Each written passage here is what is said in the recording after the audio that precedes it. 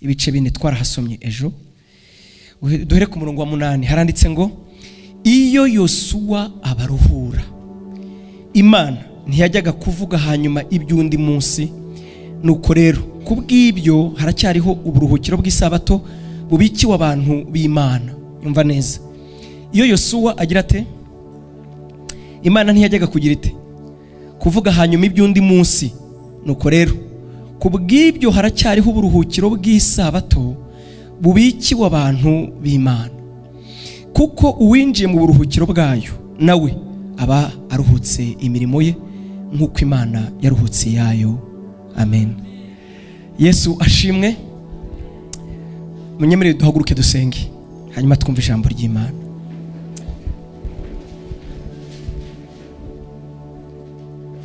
Uhoraho Mana nyir'ijuru n'isi, ni ikimenyetso cyo kukubaha, ntabwo tuba tuzi neza ko ari byo, ariko mu mutima mu buryo bw'abantu tuba duhagurutse ngo tukubwire ngo turakubashye. Wowe soko y'ubwenge bwose, wowe soko y'ubumenyi bwose, wowe ufite ibidutunga bikwiriye, wowe uvuga akanwa kawe kakaduhaza, wowe kimara nzara, wowe kimara nyota, wowe soko y'ubugingo, wowe izina ryiza watwihishuriye ukatwereka ukusa wihindurije muri Kristo Yesu, kuko niwe shusho yawe itagaragara. Twaramubonye tuvirwa n'umucyo. Yohana yaravuze ngo twagumanye nawe, twabanye nawe, ngo tumwitegereje, ngo tubona yuzuye ubuntu n'ukuri.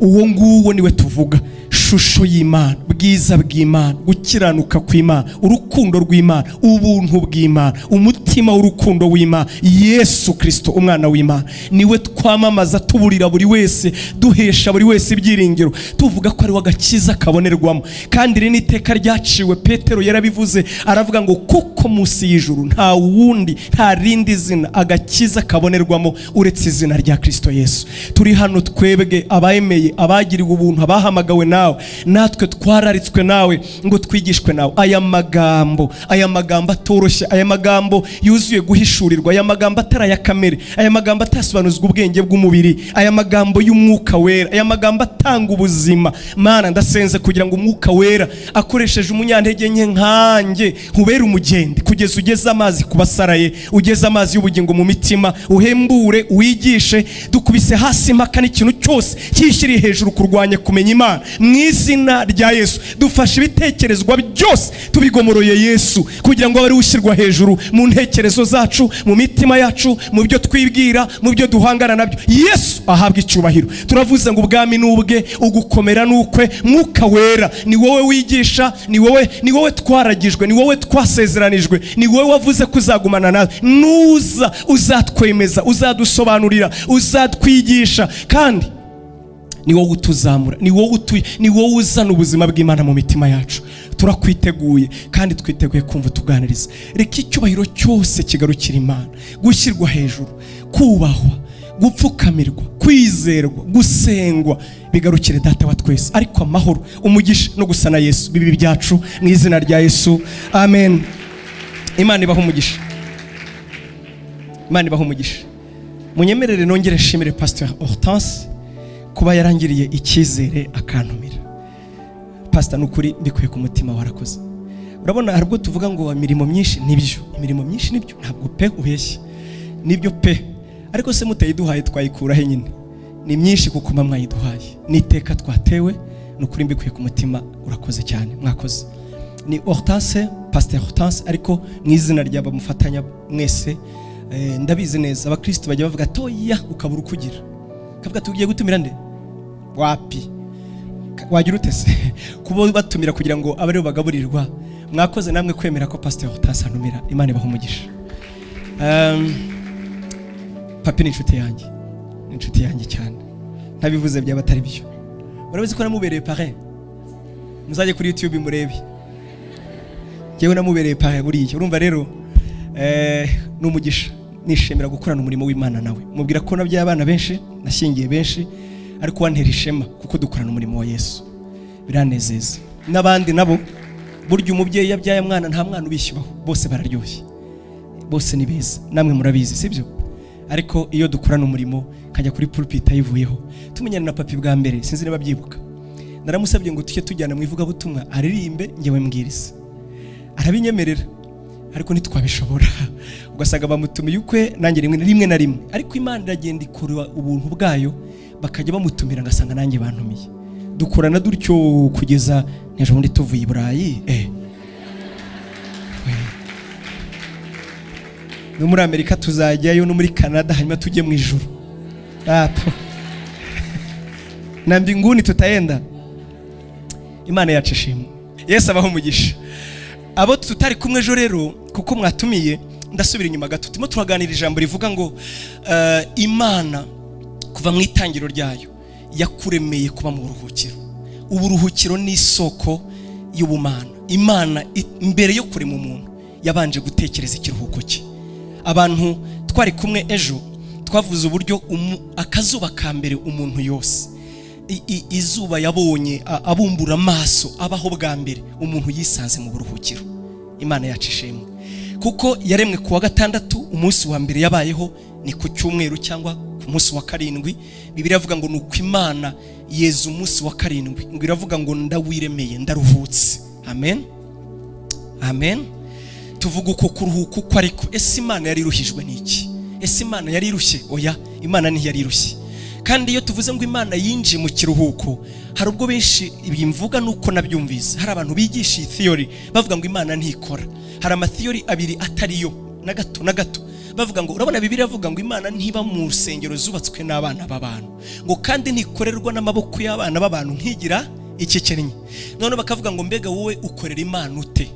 Yego, ariko mbibutse ntabwo Bibiliya yuzurira mu cyanditswe kimwe, ahubwo buri kintu cyose kireberwa muri context.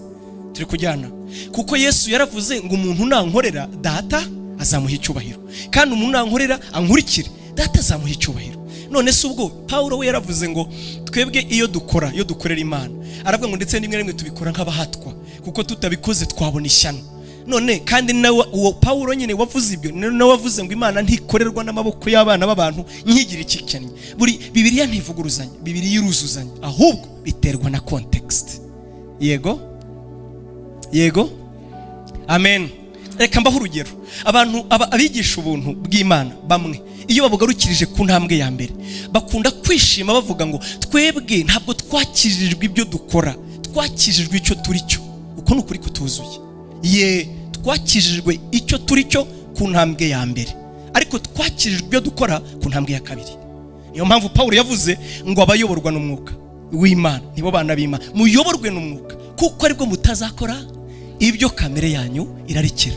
Ni ukuvuga ngo ku ntambwe ya mbere twizera, twakize icyo turi cyo, twakize kamere, twakize ryavuko, ubwo twizeraga tuba abana b'Imana. Ariko ku ntambwe ya kabiri y'agakiza, Bibiliya ivuga ko ikoresha umusaraba, dukira ibyo dukora, dukira ya mirimo ya kamere. Amen. Bana bato ntihakagira ubashuka, ukiranuka niwe mukiranutsi. Umurimo wa Kristo ntiwarangiye, twarakijijwe, nibyo turiho turakizwa, kandi dutegereje kuzakizwa. Mbaho urugero. None se Paulo yanditse akavuga ngo Abaefeso 2:8, icyo jambo utarizi byantangaza, mwakijwe n'ubuntu kubwo kwizera, ntibyavuye ku mirimo hatagira uwirarira, byavuye kuri yongiye hamagara, sibyo? Reka turekeraho, yenda ne kuvuga n'uwa 10. Ariko kandi umva, ni mwakijwe, byararangiye, we have been saved, byararangiye, sibyo? Ariko kandi akandikira Abakorinto ba mbere 1:18, akavuga ngo ijambo ry'umusaraba kubarimbuka n'ubupfu, ariko kuri twebwe turiho dukizwa. Mu cyongereza nuko bavuga, kuri twebwe turiho dukizwa. Dukizwa iki se kandi? Ntabwo birangiriraho. Abaroma 13:11, ijambo twararikundaga, aho nyine nakuriye twararikundaga. Dore bureje burenda gucya, ijoro rirakuze, agakiza kacu karatwegereye kuruta igihe twizere. Ntabwo turakizwa, turagategereje. Abaheburayo 9:27, havuga ngo umuntu wese yavukiye gupfa rimwe, nyuma yaho hakaza urubanza, ngo dutegereje Kristo Yesu ubwo azagaruka, ngo ataje kwitama, ngo azaniye agakiza abamutegereje bose. None ntitwakijijwe? Bibiliya ntiyibeshya. Twakijijwe iki? Turimo turakizwa iki? Tuzakizwa iki? Ibyo nubimenye uzaba ufite bita complete salvation, agakiza kuzuye. Ngiwe narakijwe, ndabizi neza nzajya mu ijuru. Ariko nubu ni nayo mpamvu urabona hari abantu bazi ko twebwe ngo turabanyamategeko. Pastor Utase we ntabwo arubizi. Hari abagiye bakundegera ati nawe kumbe bararego baregera vraiment, kubera iki? Urabona iyo uvuga ngo Mana wice na bya bindi, ntabwo bivuze ko ntakijijwe, ahubwo impamvu bipfa nuko nakijijwe. Uzi ko umurongo wa 10 wavugaga handi ngo kuko murabo yaremye ibaremeye imirimo myiza muri Kristo Yesu kugira ngo tuyigenderemo. Ibyo ntaho bihuriye n'icyigisho. Oya, narindi muri introduction bonjour byari oya, ariko ni ngombwa kongera kubyibuka, kongera kwibutswa agakiza. Umuntu iyo yumvise ubuntu bw'Imana, umunezero nanjye warandenze pe, ukaneza ngiyewe nzajya mu ijuru, ubu nzajyayo kuko nizeye Yesu, biranezeza pe, ariko ntibirangiriraho, umurimo wukomereza muri njye. Ni nayo mpamvu atanjyanye mu ijuru, ahubwo akeneye ko uzi icyo Yesu ashaka ni ukugira ngo we agaragare mu buzima bwanjye, agaragare muri njyewe, agaragare muri wowe. Amen. Ntabwo umurimo wo gucungurwa urabona Bibiliya avuga ngo kuko mwacunguwe, ikavuga ngo kuko mucungurwa kandi tuzacungwa. Even amagambo yose no kwezwa haravuga ngo kuko mwejejwe. Abaheburayo 10 umurongo wa 14 niko havuga. Hanyuma 12:14 nanone akavuga ngo iki, ngo kuko utejejwe atazabona umwami Imana. Biravuguruzanya. Twarejejwe nibyo, turimo turezwa kandi Yohana yavuze ngo iki, ngo ufite ibyo byiringiro yiboneza, n'umurimo arimo arakora yiboneza nk'uko nguwo aboneye. Kandi uwo none Bibiliya ihamya ko yabonejwe iki, arimo arabonezwa iki, azabonezwa iki. Bibiliya avuga ngo Kristo Yesu niyerekanwa tuzasa nawe, kandi already dusa nawe. Imana yacu ishimwe. Ibi rero tugomba kubisubiramo tukabisubiramo kuko ni ishingiro ry'agakiza kacu. Bibiliya rero ntivuguruzanya. Oya, nari nyivuga ngo Imana yaruhutse iki? Iyo tuvuze ngo Imana iri mu kiruhuko, hari abantu bakomeje kuvuga ngo Imana ntikora, Imana ntivuga. Hari n'abavuga ngo bagasoma Bibiliya niko byanditse ngo kuva kera Imana yavuganiye n'abantu mu kanwa k'abahanuzi n'abamarayika, ariko ubu yavuganiye mu kanwa kacu, yavuganiye natwe mu kanwa k'umwana w'Imana. Nibyo kugira ngo bavuge ngo nta muntu ukwiye guhanura. Nicyo se Bibiliya yavugaga? Nicyo bisobanuye mu by'ukuri? Oya, ku buryo umuntu atakwerekwa, ku buryo Imana itavuga. Kubw'ibyo ni nko kuvuga ngo kuvaho Yesu aziye Imana yabaye ikiragiye, kuvaho Yesu aziye Imana ntigikora. Ntabwo ari icyo byavugaga. Yego ibyo ni ukuri, ariko explication yabyo ni iyihe? Yesu ashimwe cyane.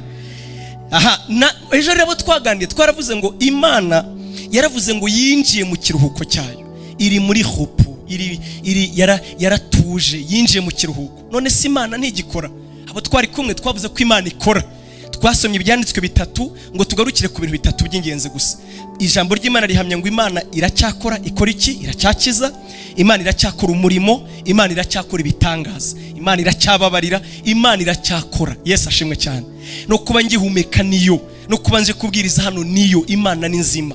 Ahubwo yaruhutse iki? Iyo tuvuze ngo yararuhutse, twavuze ejo simbisubiramo cyane yuko mu by'ukuri umurimo w'Imana wari warangijwe na Satani ubwo yajugunywaga mu isi, ngo amanuka afite umujinya mwinshi, adetruiza ibyaremwe. Isi isa nigushije ishyano, kandi bavuga isi aho ntabwo ari isi, la terre ni univers, ni isi ngari, ni isi y'ibyaremwe. Satani yaraje arabyangiza, hanyuma Imana ubwayo ngo igaruka kongera gutunganya, gukora umurimo wayo mu byo yaremye. Amen. Mu byo yaremye. Uwitwa Paulo yaravuze ngo Imana twebwe ngo tuyimenyera, tuyibonera mu byo yaremye. Uwitwa ni Dawidi we yaravuze ngo Mana iyo nitegereje umurimo w'intoki zawe, ngo mpita nibaza ngo umwana w'umuntu ni iki. Mu by'ukuri hari abantu banga siyansi. Ngewe ntabwo ndi umuscientifique cyane, ariko nkunda gusoma ibyo bitabo kuko biraryoshye. Iyo wumvise uburyo Imana ari ngari, ukumva uburyo Imana ihambaye, ukumva uburyo Imana ikomeye, ukayumvira mu byo yaremye, uravuga ati Imana urakomeye kweri. Urabona izuba hari igihe ureba ukagira ngo wasimbuka ukagerayo. Ntarajya mu ndege nari nzi ko iyo umuntu agiye mu ndege aba yegereye ijuru. Iyo ugezeyo nibwo umenya ko ari kure kweri. Nyabuna hano ni hakurya, ni hano. Nyabuna mu ijuru ni kuri.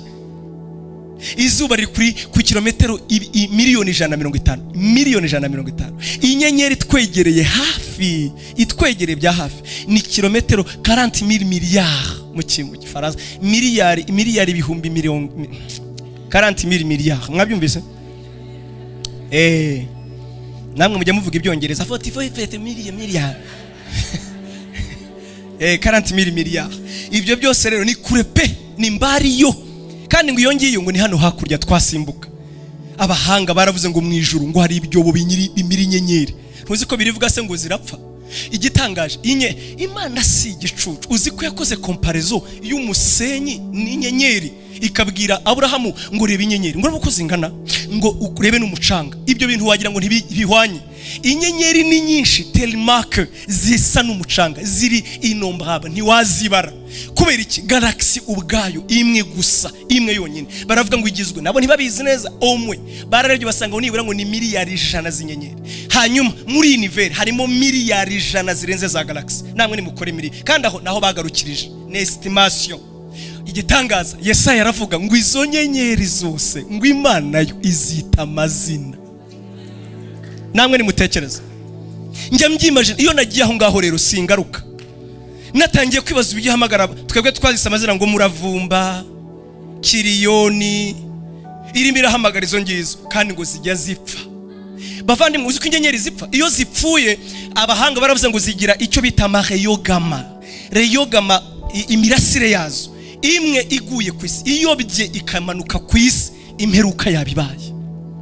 Imana ibikora mu bwenge, ni umuhanga utangaje, ni umuhanga uhebuje.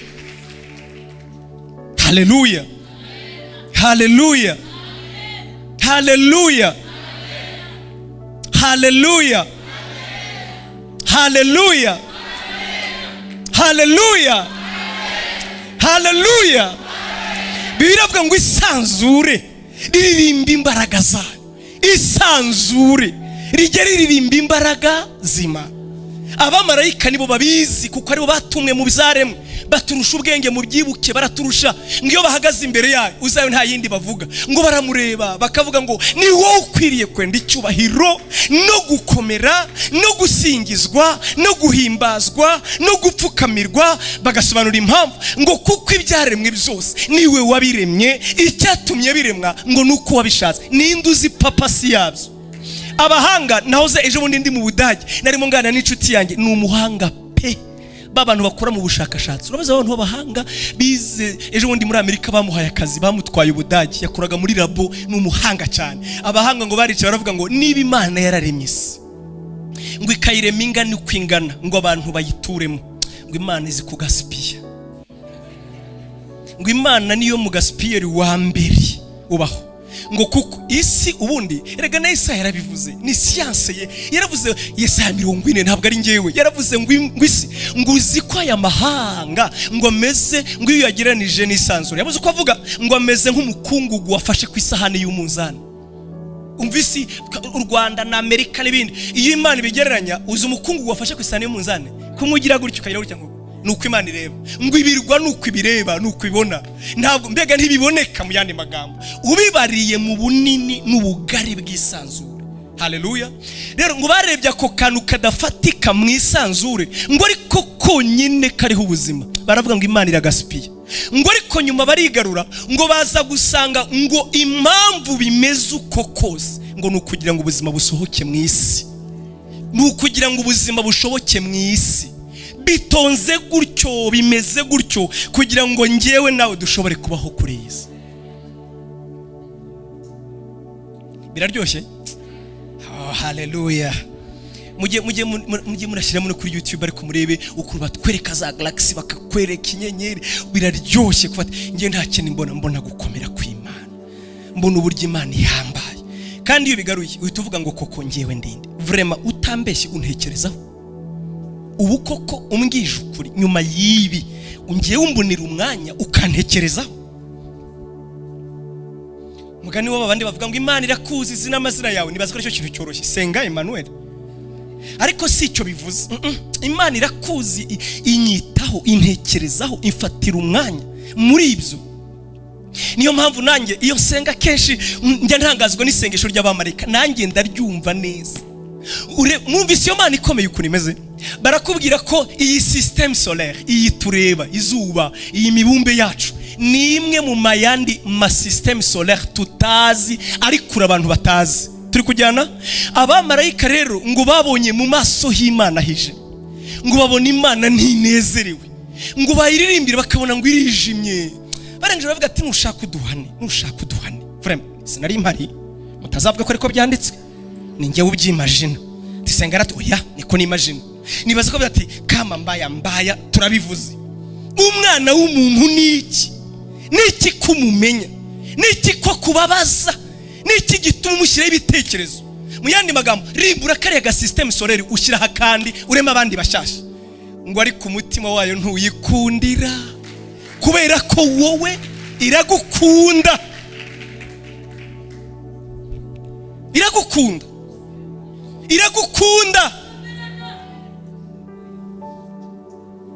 Hari umugore turi kumwe hano, reka ne kureba naho ari kugira ngo atavuga ataramvuza, reka nirebere hano n'ahandi atavuga ngo aramvuza. Yigeze kuza rimwe ari kurira, umugabo yamubabaje kwe, akambwira ati pastor ndapfuye, kandi wamureba ukabona ko amenetse umutima pe. Ariko njye nkumva namubwira none se kutamureka, akarira avuga ngo ariko ndamukunda. Nuko Imana iteye, turayibabaza bamureka bakavuga ati ariko uri mu biti, rema gira gutya rimwe turema abandi. Ikavuga toya impamvu bandimo bari muri nge, ntabwo ufite uko nigira, ndamukunda. Burya nutangira kubona impamvu z'urukundo ruba rwatangiye gushira. Nakupenda ninakupenda tu.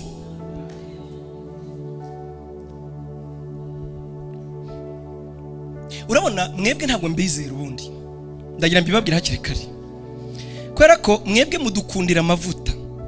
Umunsi yabuze muzareba ukuntu muzatugira. Sindaha ndabujya mbona nyine mu mpobera pastor sino kuri Imana ndago nibyo kabisa nibyo, ariko ngenda bizi nutuvuta. Uzajya uva Kibagabaga ujye Karumuna, ugiye kuvuga ati uramuherutse asigaye avuga ukumva hakuna kitu. Ndabizi Imana ni kugirira ubuntu ukamenya ibyo ngewe ntaziho rero. Iyo sinjya muri badukandagira se asigaye avuga ikizi. Imana yaduhaye ubutumwa, kandi yenda nibyo wamenye nuko hari ibyo yenda Imana yagushyiraho fondation. Mwebwe ndabazi ni mu nkunda, na amavuta, ni grace.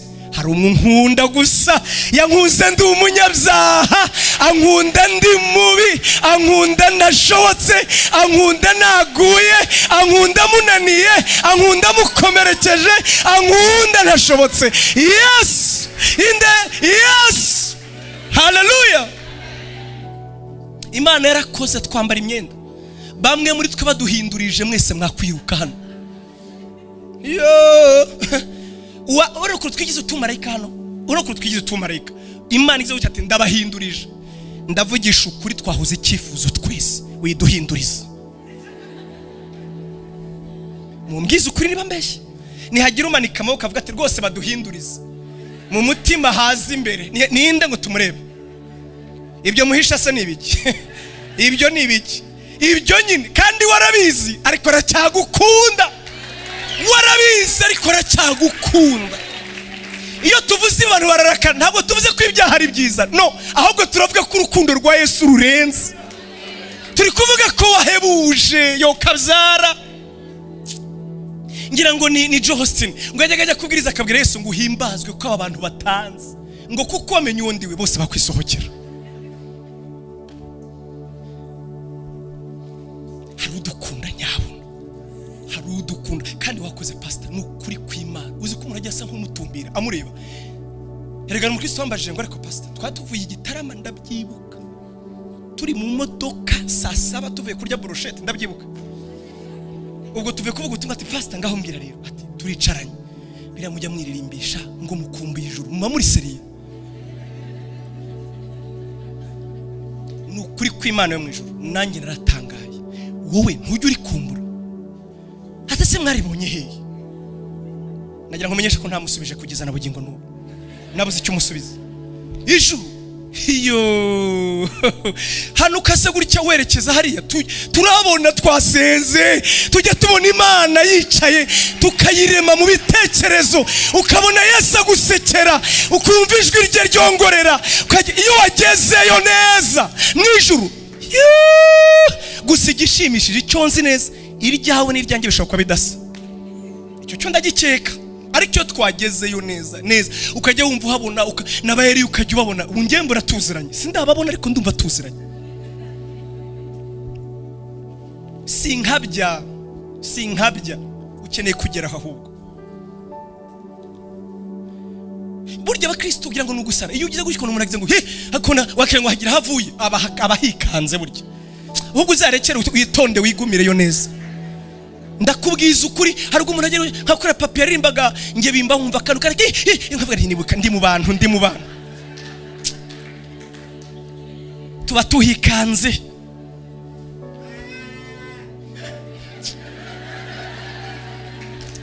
Tuba tuhikanze mbinguni piko, mwijuru tuzajyayo. Muratekereza Bibiliya ivuga ngo iki? Ariko iravuga ngo Mose ngo kubwo kwizera ngo yihanganye ngo nkahatumbira itaboneka. Mwari mwabona umuntu ufite amapepo mwari mwabana nawe akajya kubwira ati ndamubonye aragiye, kandi akajya katanyine nk'ubonye ati mwigireyo arimo arareba ibyo utareba. Hari imbaraga zibitaboneka.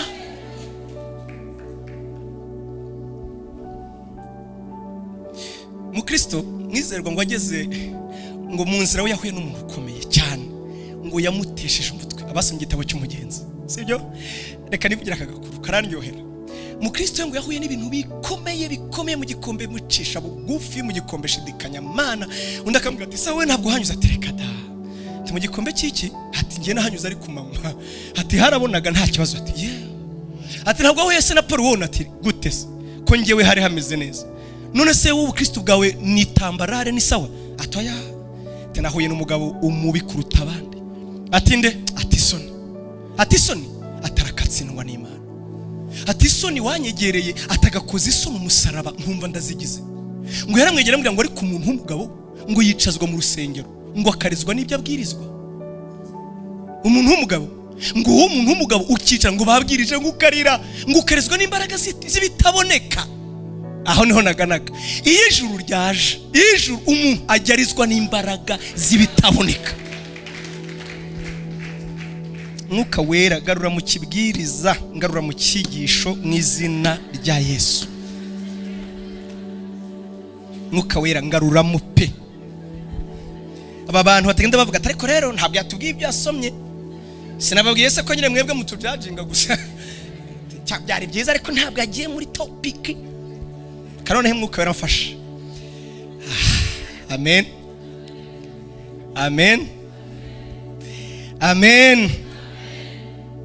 Ejo twavuze ku isabato y'Imana yuko yaruhutse imirimo ubwo yongeraga gutunganya isi, Nasomye igitabo cyiza cyane jeje cy'umupasteur Dr.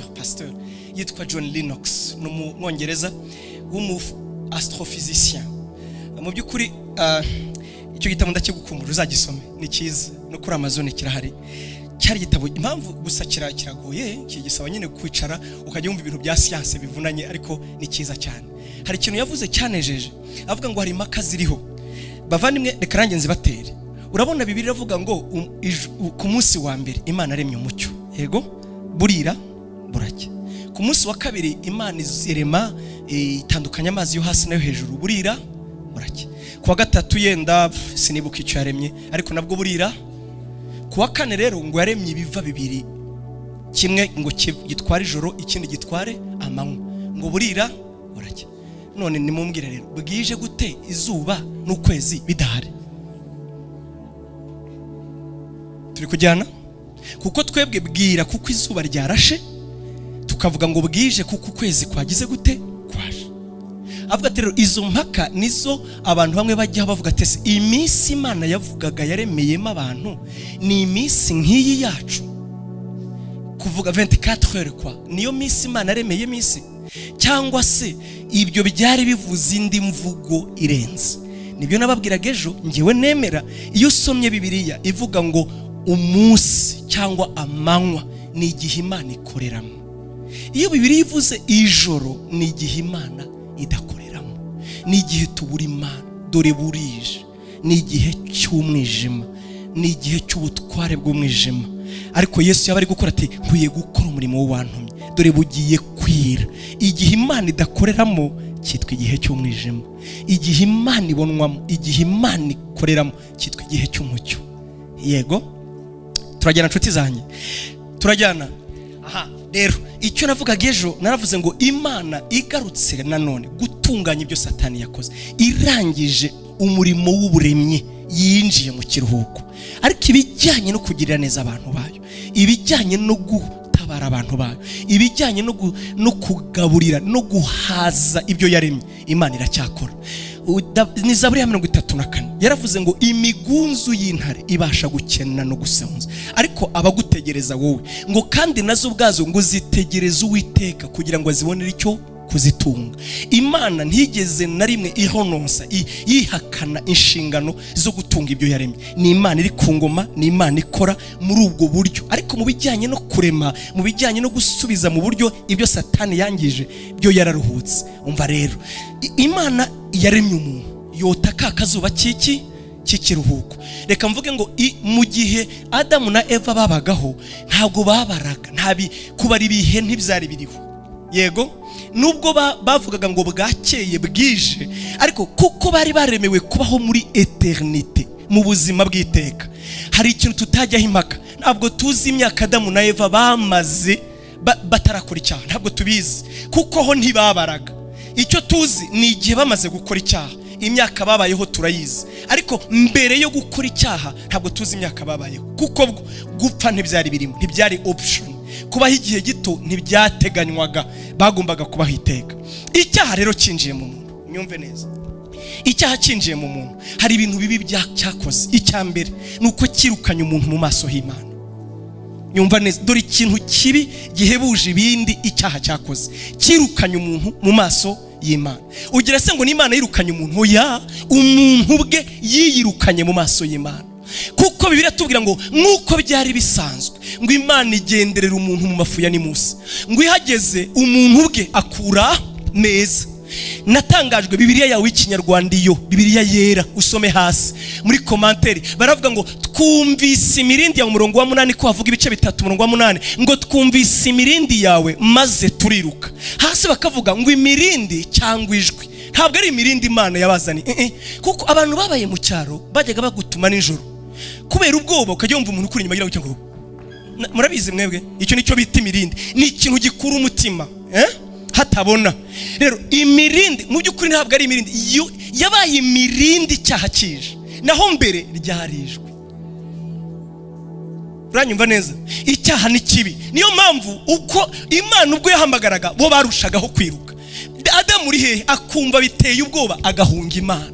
Niyo mpamvu birivuga ngo bose bakoze ibyaha ntibashikira ubwiza bw'Imana. Ariko nibigarukiraho Nyagasani aragahimbazwa. Ibice 5 mu Baroma uhereye ku murongo wa 1 haravuga ngo ubwo mwatsindishirijwe no kwizera dufite ibyiringiro ndetse no gukomera ku Mana, ngo kuko twebwe tubizi neza ko tuzabona ubwiza bw'Imana. Kubwo gutsindirishwa no kwizera tuzareba mu maso h'Imana. Icyo aricyo cya mbere cyaha cyakoze, kwirukana umuntu mu maso y'Imana. Icya kabiri cyamukuyeho ikiruhuko, uburuhukiro, umutuzo wo mu mutima, kumva umuntu aruhuze, byabaye amateka.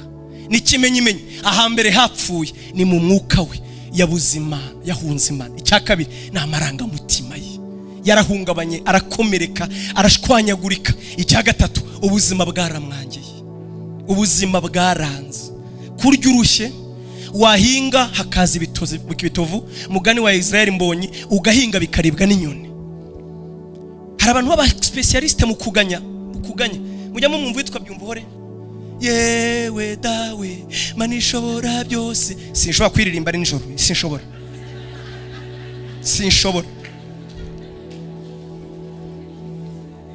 Bamwigendi bosa nyanya. Oya, afazari kumanywa yenda nahangana nabyo. Hari abantu baba specialiste mu kuvuga ububi bw'isi. Ntimuzi bawundi baririmbye se ngo icyangira umuntu gitera agahinda. afazari burakeye ariko uzi kumva nijoro kwema nanga nk'abandi ndikanga nibyere nagira ngo ndarambagiza karangorwa n'abandi cyangira umuntu giteraga ugeraho kumva uzi umwuka wa depression neza ndabeshya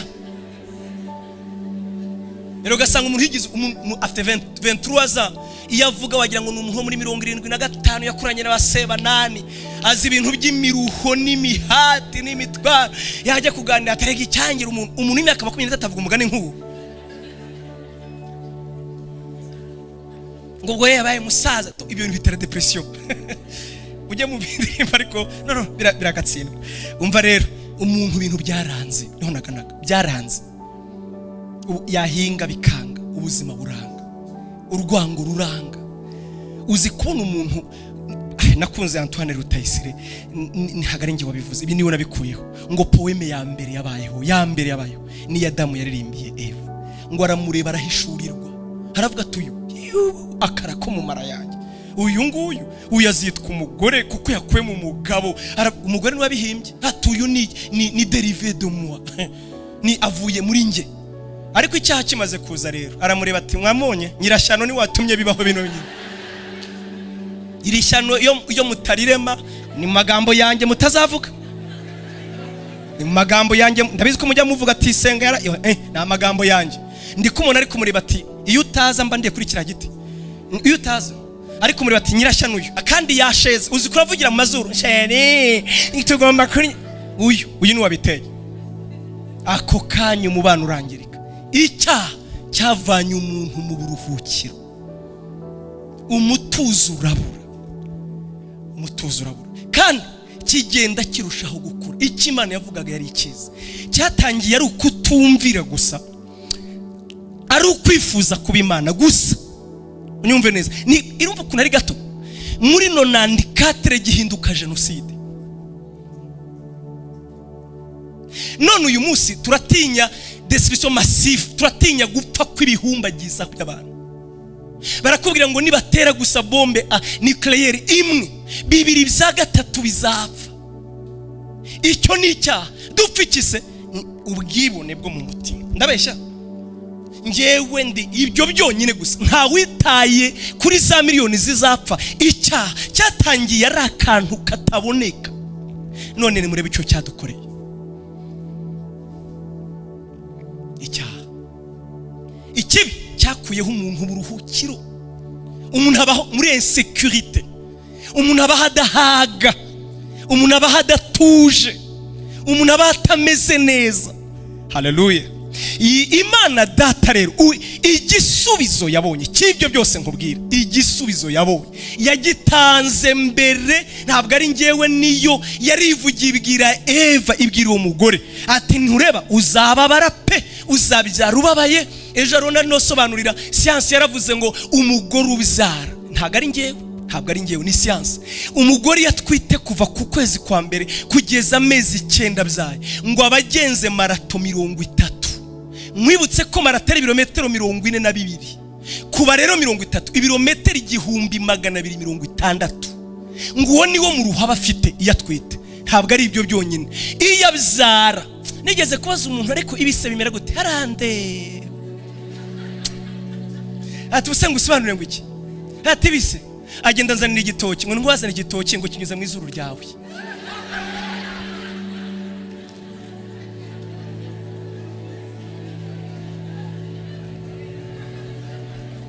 ubwo yarasobanuriye umva science rero ukivuga iravuga ngo ibise iyo umuntu abyara ngo abafite imvune 7 mu mubiri we ngo bisa naho wamuvunaguye ahantu hari imvune ngiye nigeze kuvunika ikimenyetso cya mbere cy'imvune uraruka iyo ufite imvune mu mubiri uravomisa rero ibaze nawe umuntu ufite imvune 7 ahantu hatandukanye mu mubiri ahantu 7 ni nayo mpamvu ntihagira umugore w'umuhanga dusobanura ibise bimera bite nta magambo ibise ni ibise nyine uyu muvumo wari ukabije pe wari mubi ariko Imana iramubwira ngo ihumure ryawe rizava muzabyara hazakomokamo umenagura umutwe y'inzoka iguteye umuruho ibyiringiro byawe biri muri uwo. Haleluya. Pawulo avuga ngo umugore azajya akizwa mu ibyara rye kubera iki? Icyo ni Yesu Kristo. Byiringiro by'abizera ni Yesu Kristo uzatumenera umutwe. Yanzoka ya kera yatuvanye mu byishimo, yatuvanye mu munezero, yamanukanye umujinya, inaniwe isenya iby'Imana yaremye, iza gusenya umuntu. Kubera iki gusenya umuntu? Nuko ubutware bwose bwa marayika Satani bwahawe umuntu. Imana amubwira ngo bari wowe utwara ibi byose naremye. Ishyari riraniga, araza agusha umuntu ngewe nawe dufata ubutware twahawe n'Imana tubushyira mu maboko ya Satani. Tubushyira mu maboko yande ya Satani. Ni nayo mpamvu uzareba isi y'u Satani, actually iyi si ntabwo ari ya Satani, ariko system yo, imigirire yo ni ya Satani. Subiremo, iyi si, le monde matériel, le monde physique ntabwo ari ya Satani, ni Imana yayiremye. Mais le système, imigirire, cyo twita le monde, yo ni ya Satani. Ni nako yavuze ngo iyi si narayigabanya. Ntabwo yavugaga ubutaka, oya, ntabwo yavugaga umwuka duhumekano, yavugaga lo system. Niyo mpamvu kubera ukuntu twatanze ubutware bwacu, nibyo twebwe twakagombye kubona, turabanza tukamuramya. Umwana w'umukobwa aho kugira ngo atekereze ko yakora nawe akabaho, agomba gusambana bamuhe iPhone 14. Ndabivuze ni 14 ni 40 14 yewe.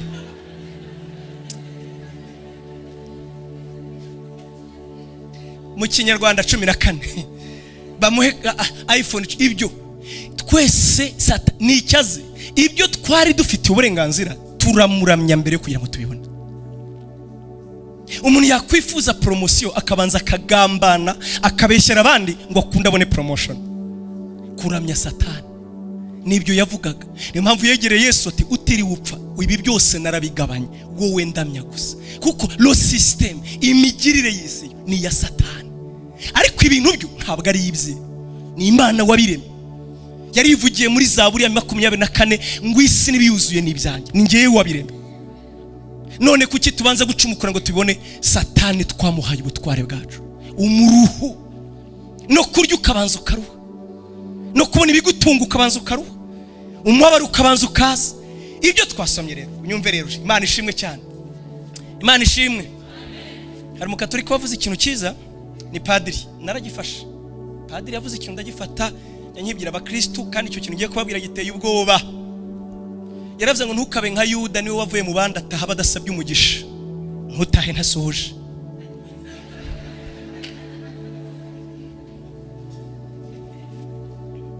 Imana yacu ishimwe cyane, Imana yacu ishimwe. Haleluya. Byagenze biterera umuntu amaze kuva mu bwiza bw'Imana. Bibiliya iratubwira ngo munyemere inkuru nyihine, ntabwo yaretse umuntu.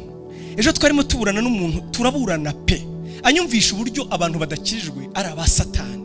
Mubwira ntabwo ari byo, ntabwo abantu bakijijwe ari aba Satani. Abantu badakijijwe n'ab'Imana. Hatoye n'aba Satani. None se bamaze gukora icyaha babaye iki? Ndambwira nibyo, bamaze gukora icyaha baraguye, babikiremwa cy'ikinyoma, icyo twita kamere. Yego, kuko kamere umuntu yashutswe avuga ko agomba kuba Imana, yagiye kurya ku giti akurikiye kuba Imana. Niko Satani yamubwiraga. Ntabwo umuntu abiriye kuri cya giti yabaye Imana, turabyemeranya. Nta nubwo yakomeje kuba uwo yarariwe, ahubwo yahindutse ikirero. Kamere ni iki? Ni ikiremwa cyavuye ku kinyoma. Icyo ngewe nawe twari cyo mbere yuko tuvuka ubwa kabiri. Anyumvisha ati no, umuntu ntabwo ari aba Satani, n'ikimenyimenyi nawe wari muri abo ngabo.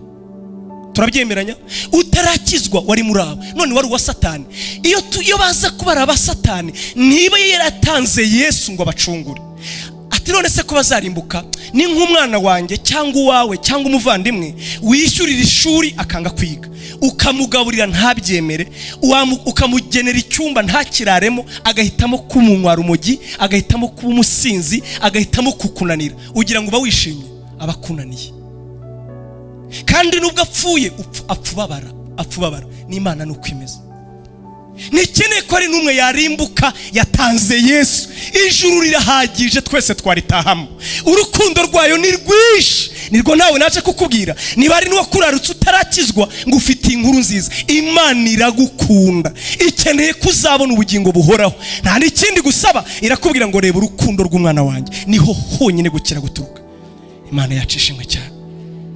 Umuntu aragwa rero, ihamagara ishyanga rya Isiraheli, murabyibuka? Ihamagara Aburahamu kugira ngo imukure mu bwoko, imukure mu muryango, imukuremo abantu b'Imana. Aburahamu amaze kuza, havamo Abisiraheli. Abisiraheli bamaze kuba ishyanga. Haleluya. Pawulo yatubwiye impamvu Imana yabatoranije ngo icyambere ngo kugira ngo babitswe ibyasezeranijwe. Uzi ibyo ari byo? Rwa rubyara Imana yasezereye nde? Yasezeranije nde? Aburahamu wa kabiri yasezeranije nde? Eva. Yasezeranije Eva, ikamubwira ngo hazavamo umena umutwe.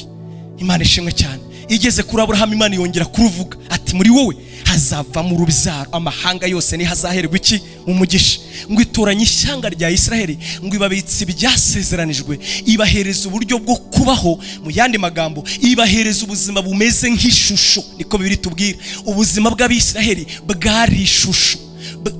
Ntabwo ubwabwo bwari ubuzima bw'Imana, ahubwo bwari ishusho y'ubuzima Imana izatanga muri Kristo Yesu.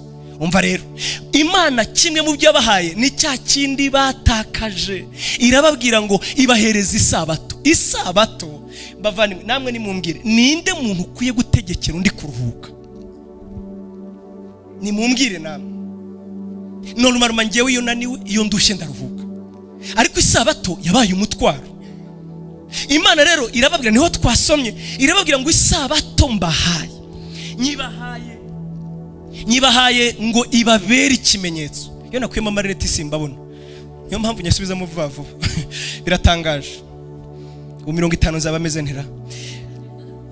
Umva rero, Imana iravuga ati ibyo mbahaye, isabato mbahaye, ni muyubahirize, ndetse ndanayikomeje, kuko utazayubaha muzanamwica. Normal ntiturenganye, gute ngewe umpatira kuruhuka?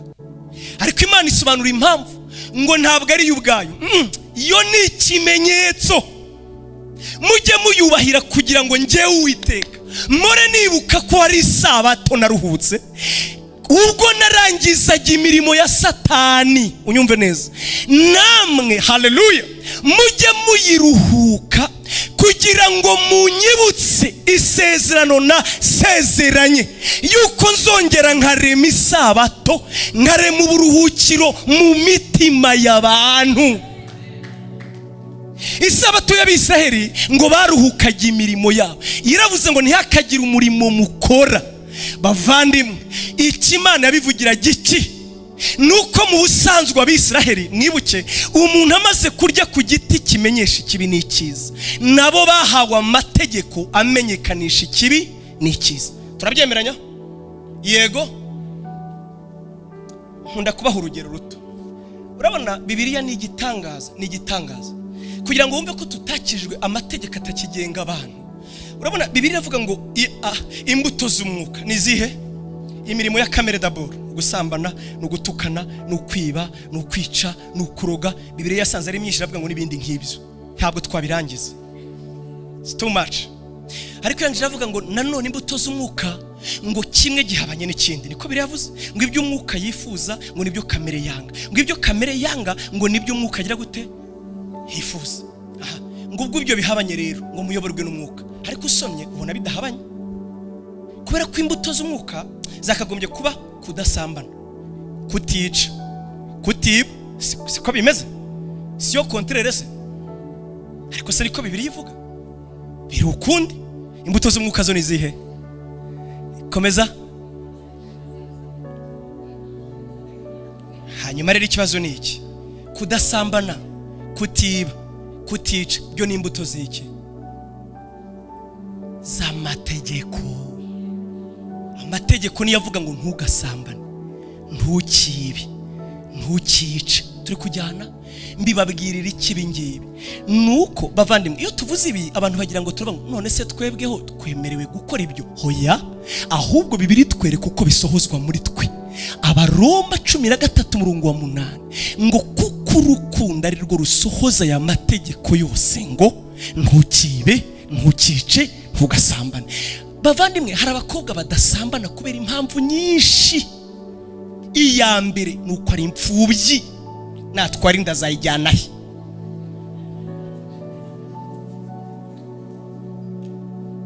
Dufite impamvu nyinshi abantu badakora ibyaha nyinshi, nyambara muri izo nta nimwe y'urukundo irimo. Ariko Imana bo abibizaye bakiranuka nk'uko yo ikiranuka. Ni nayo mpamvu mu ijuru ntibaturebera mu byo tutakoze, baturebera mu cyo turi cyo. Ntibaza ko ariko ntacyo ngire ntese, nuko nyine nabivuga ngire mu ijuru ntago bareba papi ngo yitonze, bareba impamvu yitonze.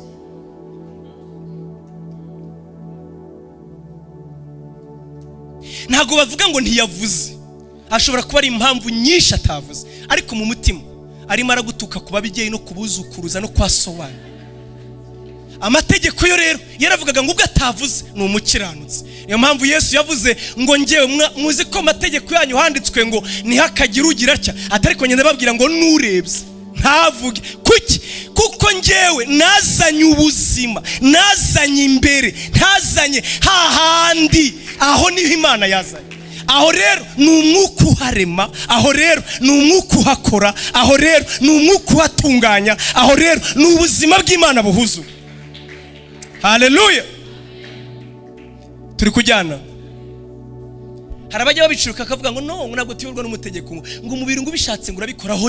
Oya, ninde wakushutse? Oya, ahubwo ababyawe n'urukundo nyabyo, ababyawe n'urukundo nyabyo. Urukundo nirwo rusohoza amategeko yose. Hari gukiranuka kubiri, hari gukiranuka kwa ntisinakoze, hari no gukiranuka kwa nabaye icyo Imana ishaka. Twese tukabirebera mu mbuto, mu ngeso. Ariko ofo umwe yaravutse naho undi we arwana n'amategeko. Uwo muruho rero wo gutunganira Imana mu mategeko, uwo murimo, uwo muruho witwa gukora. Unyumve neza, Bibiliya ivuga ngo iyo Yosuwa baruhura bivuze ikindi, ndaza kukibabwira. Ariko iki kiruhuko, iyi sabato yari isabato isemboliza, isobanura igishushanyo cy'uko Imana izazana isabato yo mu mutima, umuntu akaruhuka by'ukuri. Haleluya. Umuntu akaruhuka imirimo n'imihate yo gushaka gusohoza gukiranuka gutegetswe n'amategeko. Nicyo Yesu yavugaga. Amen. Amen. Iki gihe niko nibaza, iki gihe sinibaza ko ari ikindi gihe cyabayeho cy'ubwenge nk'ubu. Iki gihe aba bajene basomye ibitabo, muratangira kuvugana ati uzi igitabo cyanditswe na Spurgeon muri 1833, atuzi igitabo cyanditswe na Moody. Twarasomye pe. Ubu tumeze nk'abantu yo mwatenaye, tuba dukeneye kumenya ibyadutse. Hari nabaje hano kuri ibyo mpamvu gusa tujye kumwumva, hanyuma barimo barakosora. Kare yakavuze nabi, kano ntabwo ari akamenya, very top. Ngewe ntabwo azi ibyo nzi, abo ndabazi. Kandi igitangaje bo ntibajya bavuga, kandi ari abantu bakosora, baba dukosora twebwe. Nta nubwo baza hano se gute ko mwe muri abanyamubiri mwebwe, nuko bameze. Ariko ikibabaje kuruta ibindi, tubuze ubuzima, tuzi byinshi ariko ntitubaho nkabyo. Nicyo kibabaje. Ugira ngo isi y'ubusi ikeneye byinshi. Bibiliya yarakoze yokabyara, yaravuze ngo iyo nzira ngo izitwiye ababandi, ngo abagenzi naho baba arabaswa ntibazayiyoba. Ugira ngo bikeneye filozofi nyinshi, ahubwo bikeneye umutima wahindutse gusa. Bikeneye kumenya ko biri muri Matayo nanuze ukabihuza mu mutima, umwuka ajya bihuza. Kubimenya ni byiza pe, ariko kubiba nicyo kigamijwe. Kuba nicyo kigamijwe. Yesu ntiyatuzaniye ubumenyi, yazanye ubumenyi butubatura. Ntiyaje ngo tumenye, yaje ngo tubeho. Isi yuzuye ubumenyi butazatuma tubaho. Menya ngo ibyo ni filozofi gusa. n'ubwirasi nta kintu. Pawulo yaravuze ngo ubwenge bwonyine ngo butera kwikuza, ntabwo ari ngewe. Abaroma 8:1 yaravuze ngo ubwenge bwonyine butera kwikuza ubufite, ngo ariko urukundo rwo rurakomeza, urukundo ruratunganya, urukundo ni imbaraga. Ibyo uzi ni, reka nkwereke kikwereka ko ufite ubwenge gusa, ni ukwikuza kwawe. Njyewe sinatanda bari hasi bavuze iki, ntacyo uzi ahubwo, kuko urukundo rwo rurakomeza. Amen. Abisirayeli bari mu butayu, Imana ibahaye amategeko. Yego, ubu turimo turagana ku musozi. Ibahaye amategeko, imaze kuyabaha isabato, batarava mu butayu, iki yibaha yarabagerageje. Ngo ibwira Mose, singewe ni Kuva 16, ibwira Mose iramubwira ati rero mbahaye mana, nzajya mbahereza ibyo kurya bikwiriye buri munsi, mbaha ibyo kurya bikwiriye buri munsi, mubitoragure ku munsi wa mbere, mutoragure bakwiriye, nimugere ku wa gatandatu mutoragura n'ibyo ku cyumweru, ntabwo bizapfa. Ngo banga kumvira Imana, ngo ku wa gatandatu dimanche, mbega Sunday cyangwa se ku munsi wa karindwi babarabyutse, cyangwa Saturday tutagira abo dupfa, cyangwa isabato barabyuka bajya kubitoragura, ngo basanga nta byaguye. Imana ibwira Mose ngo mwabonye imitima yanyu, nabibabwiye ngo mbagerageze, none mubyutse sinababwiye ngo ejo mutoragure, kuki mutanyumviye? Aho nyine ngo umugore umwe ku isabato, abandi bagiye kumva iby'Imana, ngo abyuka ajya gutoragura udukwi, ngo baramufashe rero, bamufata ati wabonye wa mugore ntiyubashye amategeko, ngo bamutera amabuye arapfa. Ya sabato ibabera umutwaro. Mu mitekerereze y'Abisirayeli baravugaga ngo nitugera mu gihugu cyacu, natwe nidutura, natwe nitugera iwacu, tuzubahiriza isabato. Unyumve neza, mu mitekerereze Mana, nuko turi mu butayu, ubuzima buragoye, nitugera iwacu isabato tuzayubaha. Niyo mpamvu yarya jambo rero, ngo ubwo binjiraga mu gihugu cy'amasezerano, Yosuwa abwira Abarubeni n'Abagadi, Imana yari yarahaye igihugu inyuma ya Yorodani, ati mwebweho mwageze mu buruhukiro bwanyu. Uburuhukiro wabwumvise, ni muri cya gihugu noneho nabo bazabasha gutengamara, yego, n'isabato bakayubahiriza. Hanyuma ngo ababwira ati namwe rero murwanire bene wanyu, nabo babone uburuhukiro bwabo, babone igihugu cyabo. Bavandimwe, ndagira mbibutse ngo Abisirayeli barwanye bavuga ngo nitugera mu gihugu cy'amasezerano tuzaba turuhutse imiruho, tuzaba turuhutse imihati, tuzaba turuhutse ibituvuna, tuzaba turuhutse ibyatugoraga, ubutayu tuzaba tubukize cyane. Bakibuka amagambo Imana yabwiye Mose ngo igihugu mbajyanamo ngo ni igihugu cy'amata n'ubuki, ntimuzifuza, dore igihugu ntimuzakena, ngo muzamara imyaka 3 murya ibyimejeje. Ibaze nawe, mumara imyaka 3 ntawe uhinga murya ibyime, icyo gihugu ntabwo kizabura imvura mu gihe cyacyo. Ngo iyo bagitekerezaga baravugaga ngo kukigeramo ni ukugera mu buruhukiro. Unyumve neza rero, dore ko naho riri. Ngo maze bararwana baragifata, bamaze kugifata akaga gatangira ubwo, kuko nyuma y'imyaka 40 bakivanwagamo. Kubera iki? Kuko isabato y'ukuri itari mu mitima yabo. Ngewe ntabwo nkunda kuvuga ibintu ku bantu batabyumvise, ngo hanyuma batabavuga ngo yavuze ibintu bikomeye ntacyo byabimariye. Igicu yase ni iki? Nge n'ubundi nari mbizi ntarabikubwira, ndashaka kubyumva. Igihugu cy'uburuhukiro bageze aho bavugaga ngo tuzaruhuka, nagira ngo umenyeshe ntibaruhutse. Kubera iki? Kuko mu by'ukuri kukibamo neza, kugituramo neza, nuko isabato nyayo yagombaga kuba yarabereye mu mitima yabo. Kuko ibyabirukanaga mu gihugu n'imirimo itegetswe na ya mategeko. Hari abantu bajya bavuga ngo nitugera mu ijuru tuzaruhuka. Niba Yesu atarakubera isabato, niba mu mutima Yesu atarakuryohera, twebwe dukumbuye kubana nawe, ariko mu by'ukuri ajya turuhura isabato. Hari abantu bafite ubwoba, rega ngiye nakuriye ahantu, nanjye narabikoze rimwe nakuriye ahantu nshaka kuhavuga. Iyo wabwirizaga ukabura umuntu wihana, hari tekiniki kimwe gusa twasigaranaga, ivuga ngo bene data Yesu aje uyu munsi wajyahe, twarababonaga. uzi impamvu they are not sure. Ashobora kuba yabwirije ikizi duhaguruka twisakiyata, kandi ko kari igihe umuntu abwiriza ukabwirirwa, bibaho pe, umuntu akabwiriza ukabwirirwa pe, ariko nyine ukaba nta kintu wavuze ukabwira abantu kwihana atanazi icyo yihana icyo aricyo. Hanyuma wabona ugiye kuviramo aho ukavuga atari tekinike ya nyuma, yesaje wajya he, ukabona buke barahagurutse. Uzi impamvu? Ntabwo abizi neza. Isabato ntirabera mu mutima we, kuko hana hejuru ndabatumiye pakesho ejo tuzavuga uyu murimo rero Yesu yavuze ngo nimuze mwese abarushye n'abaremerewe musange ndabaruhura. Ubu rero harabatangiye kutubarira pastor, ese nituza n'abandi bazicara birabareba mwebwe, mwe muzabazane tubaraho twicara, noneho muzahagarare n'ubwa mbere. Iyo twagiye muri arena nese niduhagarara ati namwe muzahagarara ejo ariko twaje. Yesu abaho umugisha. Ntabwo ndenza ejo aho muzahanyu naho dushinza gati.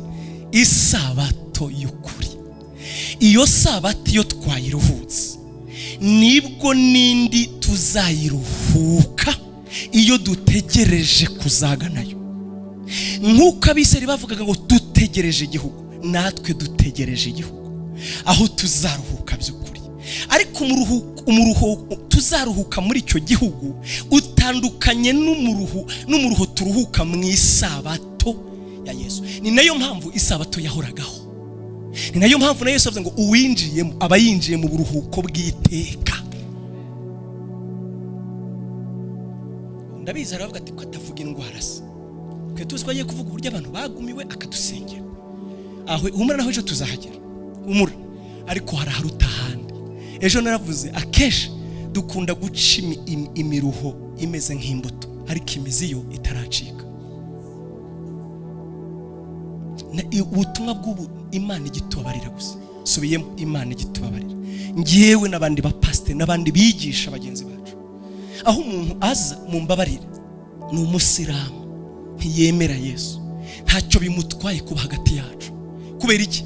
Turamuhanurira tukavuga ibizamubaho, hanyuma yenda akavuga ati ngewe Imana narayibonye, nari ndwaye irankiza. Nibyo, ariko uciye imbuto, imizi iracyahari, umuruho nyawo uracyahari.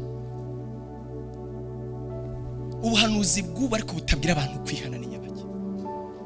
Paulo yaravuze ngo ubuhanuzi ngo impamvu abukunda ngo nuko abapagani bemezwa ibyaha byabo, ngo iyo bahanuye ngo umwaga ngo umupagani abwirwa ibyaha bye akamenyeshwa intege nke yarangiza akihana.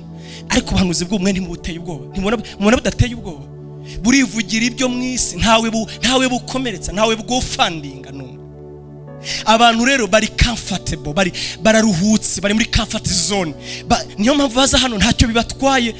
Si ngombwa ngo ahindure ibyo yemera, si ngombwa ngo ahindure ingeso. Ngewe Imana igi mvugaho, ntegereje ko nanjye amvugaho. Akuvuga hiki, reka nkubwire, hari isabato ukwiye kuruhuka, hari isabato ukwiye kuruhuka, hari isabato ukwiye kuruhuka. Nagira nkumenyeshe, ibindi Yesu yabyise inyongezo, ibindi Yesu yavuze ko nta gaciro, ibindi turabibona ntitubibone, ibindi ni igikoresha akoresha dutunganya. Warubizi? Allo, ni bya bindi yatubwiraga Pasteur Hortense, ninjoro twakuvuze ariko se nabi, twakuvuze kabisa, twakwicariye. Reka nkubwire icyo ngiye nakuvuze hakiri kare. Navuze ntuyu munsi nasobanukiwe impamvu Hortense ameze uko ameze. Najyaga mbyibaza, buryo ubari rundi nta homba. Warubizi? Iyo umuntu abari rundi nta homba, wowe niyo ngo uhamagaye ntingurize 500 ukayanyima, ndarakara kuko ngiyewe mbanzi ko mu yawe utayabura. Wayabura gutese? Kuko nyine ndi kuyabara yawe, ntabwo ari ayanjye. Ubu ngiye nzi ko mama Hortense mbega yakuriye Yesu. Mvuge ngo iki? Najyaga muri nkavuga nabandi bana kwe, Imana ize guhamagara. Mujya mbona ukuri yambara neza, anava kafite amarinete meza, akunda kuyari. Nkavuga ni kabisa madame, vraiment nanjye ndi wowe nakorera Imana. Ariko ejo naravuze ni ye baba we umuvandimwe yarakubiswe we, ye baba we, yewe yewe nutama nta kibazo yewe erega ejo nabanje kugira ngo uri gusenga kumva umuvandimwe aratanga ubuhamya ndakanura noneho ntari kuvuga ngo iki ntagize ngo iki numva tugeze ku bintu by'ikambiri n'amavuta ngo nibi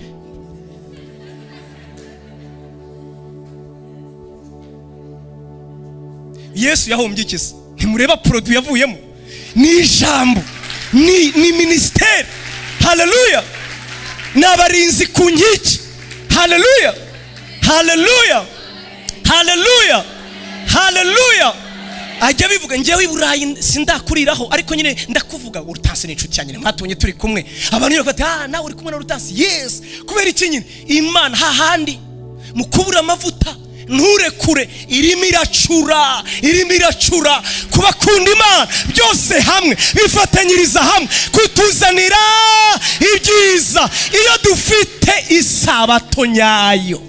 Iyo Yesu yabaye isabato nyabyo, haleluya, ibindi kuri twebwe ni igikoresho cye. Yashima ko twambara neza, yashima ko dusuzugurika, twatunga benzi, twatega moto, twatinda gushaka, twashaka kare, twabyara benshi cyangwa twabyara bake. Duhora tuvuga ngo ngewe ntabwo ndi uwanjye ngo nigenge, ubuzima bwanjye n'ubwawe butegeka uko ushaka Yesu. Haleluya. Haleluya. Haleluya. Ubu harabayirakariye basaze banditse n'inzandiko nutabikora noneho iyi minsi 3 ngewe nawe nibigufiteho umugambi rorerero ikangase ariko we icyo ngikundira ntisubiza irakwihorera ukavuga ukivumbura ukivumbagura ukivumbagatanya ikakwihorera ugasanga ni yahindi tu hakuna kitu. Ngo hari umugabo wigeze kwirega mu rukiko muri Colombia ajyana ikirego mu rukiko aravuga ngo yaramaze gufunga ishuri 6 akora ibyaha ngo arangije afungura avuga ati ngewe ngiye kurega Imana. Ajyana ikirego mu rukiko ategura dossier ashaka umuroya bajya mu rukiko ati ngiye mfite ikirego cy'Imana yandemeye iki icya kabiri indema ntashobotse funzwe ishuri 6 yashakaga iki ikirego ngo bacamanza baraterana basuzuma dossier ye n'ikirego kibasanga gifite ishingiro. Babyumvise basanga gifite urubanza ruratangira rero ngo bavuga ingingo zose hanyuma umucamanza aravuga ati dusuzumye ingingo nomero akarongo nkuko byavuguruwe kugeza ubu. So uko abacamanza bavuga ati dusanze ikirego cyawe gifite ishingiro atariko uwo wareze afite ubudahangarwa.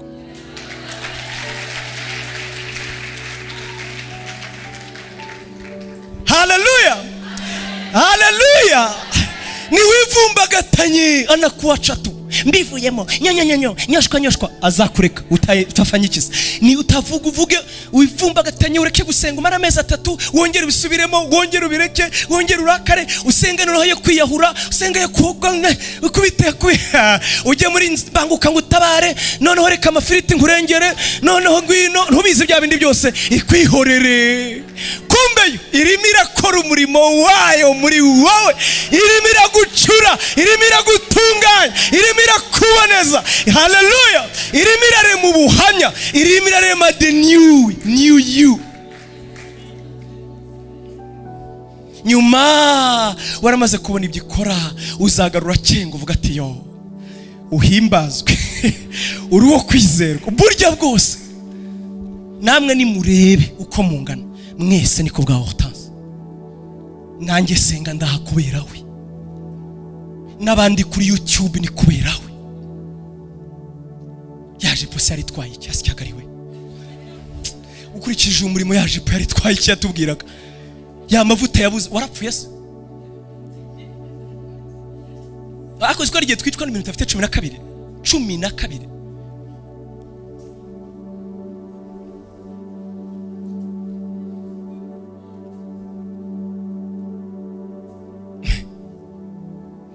ndeba abajene nuko hari pastor wamciriye umugani twagiye kuvuga ubutumwa i Burundi sinzapfa mwibagiwe. Yarambwiye ngo abasore ngo bahana bavayo ntubahana bajyayo ubwo yari yambujije ibintu ndabikora, ngaruka nanjye kwiruka nkora, ngaruka ndanga ndiruka ngwa mu kiziba cy'amazi, ngaruka mfite ikimwaro n'isoro, abandi bose banseka, atari kure nakubwiye, atari kuretse ko ari wakoze ikosa, ati ubundi babahana muvayo, ntibabahana mujyayo.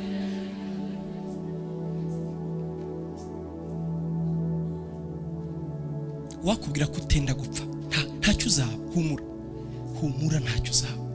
Ibyo birakugoye pe, umubini wavuga ko bitavunanye, ariko humura ntibivunanye ubwabyo, bivunanye mu mutima wawe. Niwemera isabato nyayo, niwemera isabato nyayo, uzaruhuka.